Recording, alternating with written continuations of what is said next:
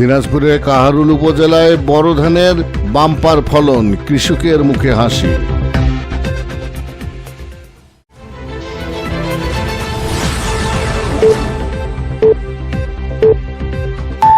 আসসালামু আলাইকুম।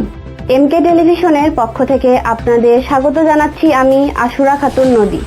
শুরুতেই শুনলেন সংবাদ শিরোনাম, এখন ডেস্ক থেকে বিস্তারিত। দিনাজপুরের কাহারুলে এবার বড় ধানের বাম্পার ফলন হয়েছে বলে জানিয়েছেন কৃষি বিভাগ। উপজেলার বিভিন্ন মাঠে ঘাটে ধান কাটা ও মাড়াইয়ের ব্যস্ততা সময় পার করছেন কৃষকরা। কাহারুল উপজেলা কৃষি সম্প্রসারণ অধিদপ্তর সূত্রে জানা গেছে, উপজেলা চলতি বড় মৌসুমে বড় ধানের লক্ষ্যমাত্রা ছিল ৫,৫৫০ হেক্টর। তা অতিক্রম করে ৫,৫৭০ হেক্টর জমিতে বড় চাষ করা হয়েছে। কৃষি বিভাগ জানান, আজ পর্যন্ত ৯৯ ভাগ ধান কাটা হয়েছে।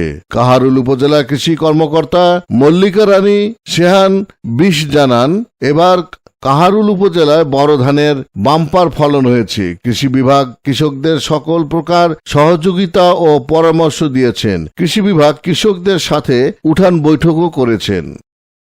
ইফতেখার, কৃষি ডেস্ক, এমকে টেলিভিশন। শেষ করছি এমকে টেলিভিশনের সংবাদ। এতক্ষণ সাথে থাকার জন্য সবাইকে অসংখ্য ধন্যবাদ।